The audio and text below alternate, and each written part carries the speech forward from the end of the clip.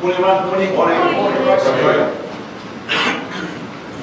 just going to start with a few words and then the media would have got these. Absolutely. Do you need the microphones or we? Probably not. That fine for the cameras without the microphones?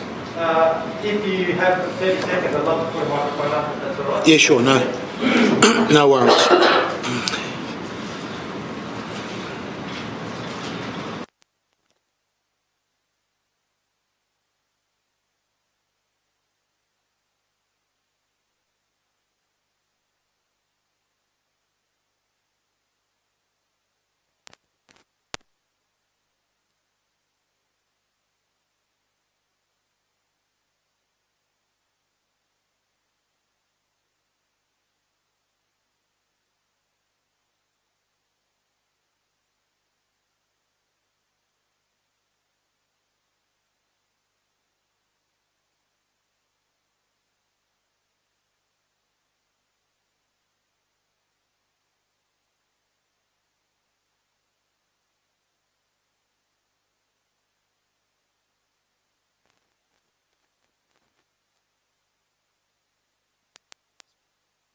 We've threatened and we'd warned during this election campaign that the Labor and Liberal parties would work together, and that is exactly what we have seen here in Western Australia, with the Labor and Liberal Party preferencing each other ahead of the United Australia Party.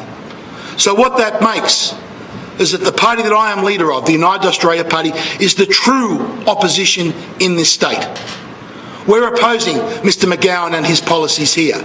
We're opposing Mr Albanese and Mr Morrison cuddling up to Mr McGowan. We are the only party offering a true alternate in this election in the state of Western Australia. Because, as I said, remarkable situation that the Labor and Liberal Party would decide to preference each other ahead of the United Australia Party. So I feel, coming to this state, that we are the true opposition and only opposition in the state of Western Australia. Having said that, we are also the only party at this election that is putting forward real solutions to tackle the real problems our nation faces. We are putting a solution to pay back that $1 trillion worth of debt. You have not heard Mr Albanese or Mr Morrison say a single thing about the $1 trillion worth of debt that they have run up, because they have no plan to fix it. They will only make it worse and continue to run budget deficit after deficit to continue to build that up. We have been bold enough at the United Australia Party to put forward a plan to repay that debt so it is not a burden to future generations. And that is a 15% export licence fee on iron ore. Over 15 to 20 years, our modelling shows that that will retire the debt of this nation, that $1 trillion that has been run up. We are also the only party that is truly tackling the housing affordability in this nation, and continue where we've allowed a situation to occur where young Australians have been excluded from the housing market because of the high housing costs. We have a plan, a regional taxation plan, firstly, that will see a 20% reduction in tax for all businesses and for all our employees working at 200 kilometres outside of the major CBDs of our major capital cities. That will enable more investment to go into those regional areas where land is cheaper, housing prices is cheaper. It will create jobs in those areas. It will give young Australians, it will restore the prospect of the great Australian dream of home ownership for a generation of young Australians. We're also very boldly saying that we will end the mandates. It is an absurdity. It is an abuse of human rights that Australians, against their free will, have been forced to undergo a medical intervention with the threat of job loss. And I have met hundreds, if not thousands, of Australians throughout the country and also here in Western Australia last night when I was here, that are currently unemployed, out of work, stood down because they have decided to exercise what should be a right in a democracy and an open, free, democratic country, not to undergo a medical intervention against their free will. We will end all those mandates and we will make sure they never happen again, because one of our other major policies is a Bill of Rights for Australia. I, throughout my life, believed that our great Australian Constitution protected our basic freedoms and rights. The last 2 years have shown that I was incorrect. A Bill of Rights is a policy that we are taking a constitutional convention after the election to make sure those fundamental freedoms, freedom of speech, freedom of the sanctity of the doctor-patient relationship, freedom for doctors to be doctors, to make sure they are enshrined in their constitution so the abuses that we have seen over the last 2 years can never, ever happen again. And one other thing I'd like to quickly say today is that we need to get more investment in this nation. We need to start buying back the farm. There is too much Australian farmland, too much Australian assets that are currently in foreign-owned hands. Now, the argument has always been that, we need this foreign capital from overseas. But that argument doesn't stack up when you think that we have something like $2.5 trillion of Australian superannuations invested overseas. I and my rest of United Australia Party candidates believe for superannuation, if you want a tax deduction at the expense of the taxpayer for your superannuation savings, there should be some quid pro quo. And that is that you invest at least 50% of your superannuation in Australia. That will see something like $1 trillion worth of capital returned to this nation to help buy the farm back, to make sure we are no longer reliant on foreign capital from overseas. Another issue that we are different from the two major parties is that we reject the concept of net zero. Australia having net zero, while the Communist Chinese Party continue to build hundreds of coal-fired power stations, continue to expand their economy, is detrimental to our nation. All that policy does, a net zero, while the Chinese are still building new coal-fired power stations, still expanding their economy, all that does to Australia is surrender an economic, political and military advantage to the Communist Chinese. And I think no Australian politician can stand there and virtue signal on the so-called climate action to stop bad weather, while they are handing the Communist Chinese an economic, political and military advantage. And finally, the Australian Bureau of Statistics put out some very disturbing data last week. It showed that in January there were a 22.1% increase in deaths in the months of January across Australia compared to recent years. The health ministers of this nation should be declaring a national emergency. There should be an explanation, an immediate investigation of why we've had this huge surge in deaths in January. Is it the same in February? Is it the same in March? With the Australian Bureau of Statistics don't have that data. We know across the nation our hospitals are crowded. Ambulances are ramping up. Something has gone dramatically wrong in this nation for such a huge increase in deaths in 1 month. These health bureaucrats and health ministers, both at federal and state level, have told us they have been keeping us safe. The data with that 22% increase in January shows that they are wrong. Something has gone dramatically wrong. An emergency should be called, because that was something like 2,500 extra deaths in the month of January alone. I don't know what the answer is, but I know we have a serious problem. This should be reported in the media, and these are questions that should be asked of our health ministers. I'm calling for them today to declare a national emergency because of those increase in deaths. As I said, it's great to be here. I have a wonderful team of candidates in front of me that are contesting every single seat here in Western Australia, as we do in all the other 151 seats around the nation. And I'm happy to take any questions. Has the UAP done a preference to coalition? No. If you look at our how to vote cards in the Senate, we have not preferenced the Liberal Party, the Labor Party or the Greens. They do not give any of our preferences whatsoever in the Senate. In the other seats, it is a case-by-case basis. And here, as I said, here in Western Australia, the preference deal that's been done is between the Liberal and Labor Party, who are preferencing each other above the United Australia Party.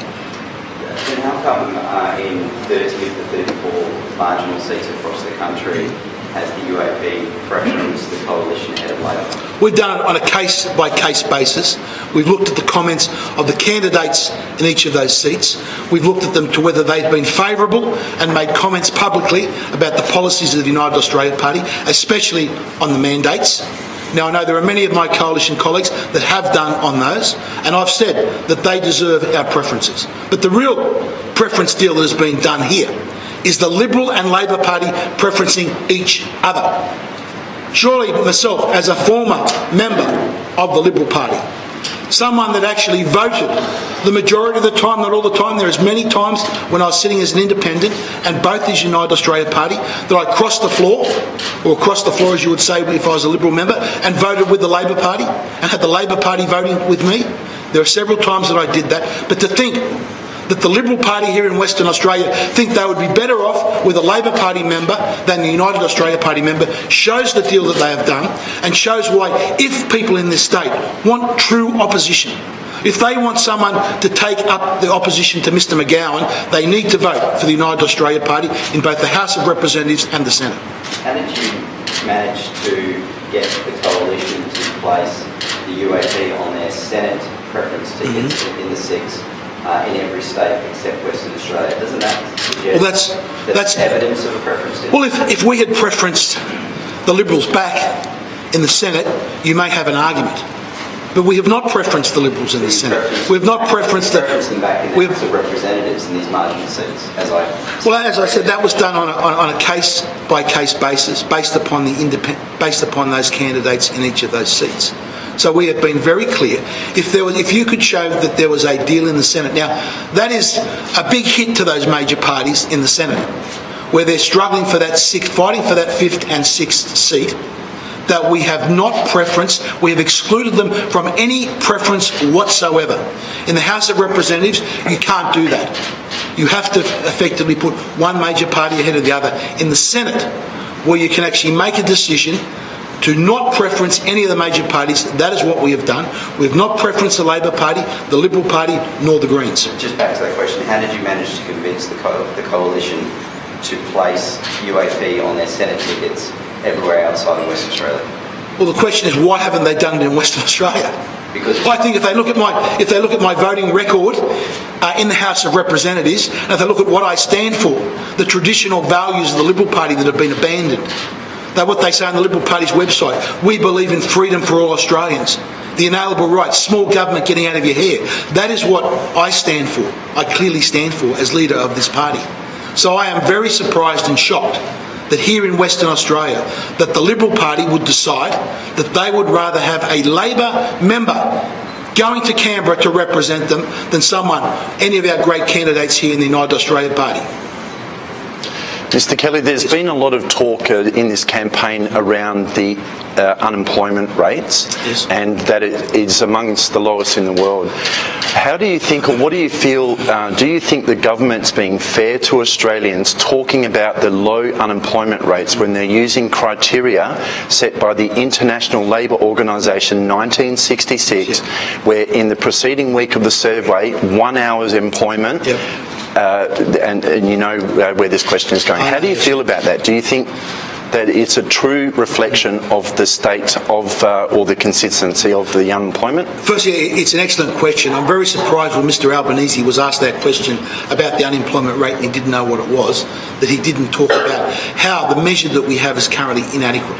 What we should be looking at, truly the figures we should be looking at is hours worked in the economy and the underemployment rate. And they paint a far, far different picture. Remember, every Australian that had been stood down from work through these injection mandates doesn't count in those statistics. We've had almost zero also overseas migration in the last year, which has kept that unemployment rate artificially low. So we cannot take great boast about running around about that low unemployment rate. There are many small businesses. I only drove down here in the main street of Perth last night, and there's plenty of for lease signs up in the shops. You go through the major capital cities of Australia today, and there's plenty of for lease signs up with small businesses that have been decimated by these lockdowns and these mandates. Small business in many sectors of the economy has taken a true hit. So the unemployment rate in this nation is still a very significant problem, and that's why our law to get rid of these mandates is so important. We want to see every single fit, healthy Australian, irrespective of their vaccine status, back at work and not being ruled out, which I said is an abuse of human rights. And Mr McGowan, by pursuing those policies of mandating Western Australians, forcing them at the threat of job loss, that is an abuse of human rights, and Mr McGowan, therefore, is a human rights abuser. About over 98% of West Australians of voting age are vaccinated. So why do you think anyone's going to vote for you on this anti-mandate platform? Well, firstly, it's like saying that 98% of Australians don't have a disability. Therefore, who would vote for a party that is a strong advocate for people with disabilities? It's about standing up for fundamental human rights. It wouldn't matter if there was one single person that had decided not to be injected. It's about protecting the fundamental freedoms of that person and opposing policies that are wrong, that are unconstitutional, that I believe are immoral, and clearly a violation of international human rights treaties that we have signed. Now, secondly, on that 98%, I'm sure amongst that number there are many people that only went and got themselves injected to save their jobs, to make sure that they could pay the mortgage, that make sure they could continue to send their children to school, pay the lease payments on the car. They were the subject of blackmail and extortion by Mr McGowan to get injected. And that's why that number is the 98%. But as I said, it doesn't matter what it is. We stand up for basic fundamental rights of all Australians, irrespective how this is. It's not about we're not anti-vaccine. We are specifically pro-freedom of choice. That is a very significant difference. About 150 West Australians have died while COVID positive in the current outbreak, and there's been about 44 of the 500,000 who've had it have required intensive care. Doesn't that suggest, in comparison to what's happened in the rest of the country and the rest of the world, that Mark McGowan's measures have actually worked? No. I'll tell you, look at the work of Dr. Brian Tyson out of Southern California. He has had 7,000 patients through his clinic using a variety of early treatments, and he has had 0 deaths. Look at the work of doctors like Pierre Corey and Dr. Paul Marek over in the US, of the treatment protocols that they have used that are actually banned, not only in Western Australia but across the entire state. Their argument is if you give Australians early treatment, there should be no deaths and very minimised hospitalisations. I believe, and if I listen to the expert medical opinion from around the world, that the policies that we have had in Australia by banning early treatment, denying sick and dying Australians in hospital access to that treatment, has caused unnecessary deaths and unnecessary hospitalisations. Clive Palmer really is kind of seen as a bit of a hate figure or a toxic figure in Western Australia. Surely that's going to make it incredibly hard for you candidates to get any votes. Look, the media's done a very good job of demonising Mr Palmer here. But look, that's unfortunate in this country. There's a tall poppy syndrome. Mr Palmer, yes, he's the chairman of the party, but our party is made up of 151 great candidates across the nation. I tell you, these are ordinary Australians. These are not the political hacks that I see in the Liberal and Labor Party that come up and they go to university and join the political club and then they become a staffer and then it's their turn to go and be part of the conga line of factionalisation of both the Liberal and Labor Party. Our people are all real Australians. They have real life experience. They'll bring a wealth of practical business skills to the federal parliament that I believe we greatly need. And I'd encourage everyone considering their voting here in Western Australia, have a look at our candidates and I think you will find they stack up fantastically. Mr Kelly, would you agree that there would be a difference between in data and figures? We've heard from the ABC 140 plus deaths in Western Australia for COVID, a very distinct difference from dying from COVID as opposed to dying with COVID. And of course, data and information in recent press conferences by Amber Jade Sanderson, that information, when asked, is simply not available at hand. Well, every death is a tragedy. Let's make that absolutely clear. Every death is a tragedy. and the doctors, the medical experts from around the world that I've spoken with at length over not just months but now years have said that we could have reduced that number with early treatments, that groups like the TGA have decided to take it upon themselves to deny doctors the right to be doctors. Our policy is to allow doctors to be doctors again, to use their skill, their expertise, and to look after their patient, and to give them the right to try. To give someone that is sick and dying in hospital the right to try, because that has been taken away by our medical bureaucracies. But I'm also very concerned about the 2,800 odd increase in deaths in this country in January above the recent historical average.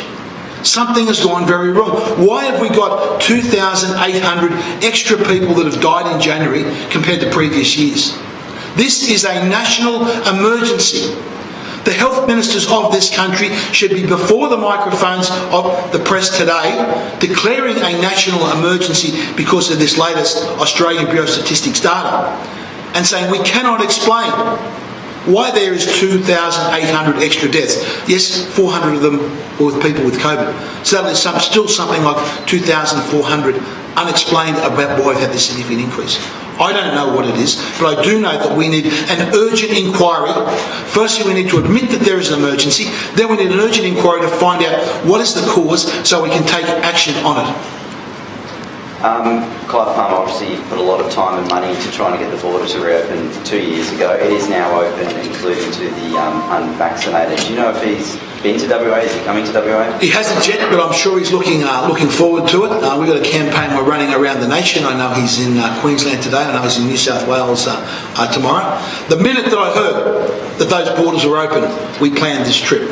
And to think that so many other Western Australians who have been locked out of their own state. The tourists have been locked out of this state because they decided that they want to make it their own personal decision from a medical intervention, has done this state a great deal of harm, and Mr McGowan should be held accountable for it. And we will have policies in place which we're taking to the election will make sure things like this can never happen again. Can we expect to see Mr Palmer in WA before May 21? Well, I'm not sure. We're running all around the country. That's something I might have to take on notice.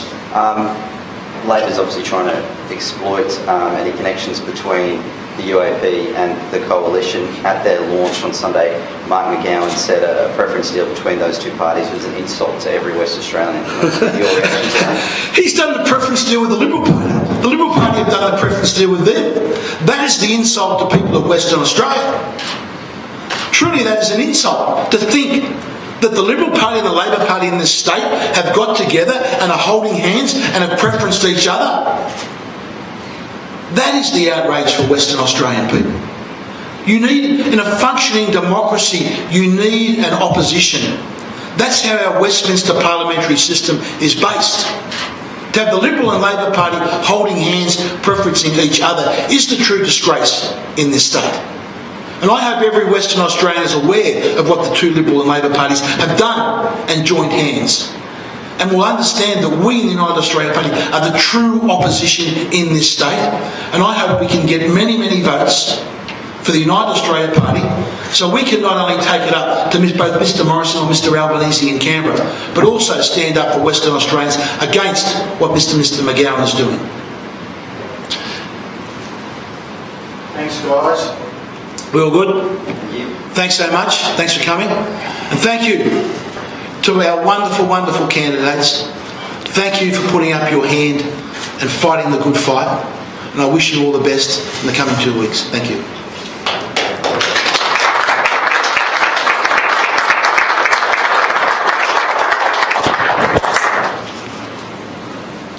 Good luck.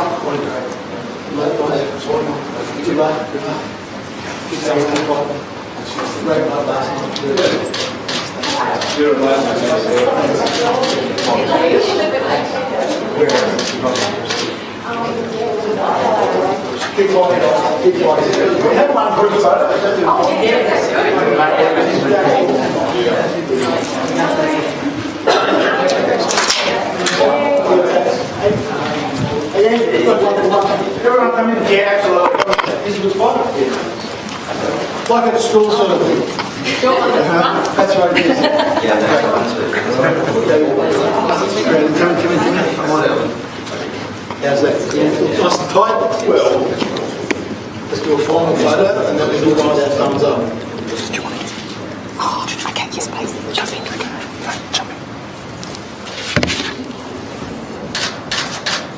Now we do want the thumbs up for freedom. Ready? Freedom! Freedom! Freedom!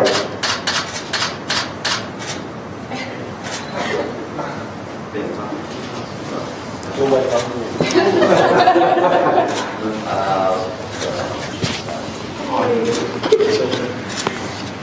Thanks everyone. Thanks. Thanks everyone. From the stream. I'm off to Okay, so there we go. Lindsay from Freedom Media and the team here. We, I guess, were invited to come along to the press conference, the first press conference that Craig Kelly has held in Perth, Western Australia. Of course, it hasn't been able to get in since the mandates were lifted, and I can say that we've reached out with Anthony Albanese coming to town, with Scott Morrison coming to town, and it's simply been all of our requests to go and attend the press conferences has been declined. But I guess when we reached out to Craig Kelly, their invitation was accepted, and we are here. So I can tell you today that we will be following along on the campaign trail with Mr. Kelly, and we certainly look forward to that. So we're going to sign off on the stream here and end that, because we're about to hit the road, and we'll be bringing you regular updates throughout the day. So thank you very much for joining myself and the team here to give you an insight into the campaign trail of Craig Kelly in Perth, Western Australia.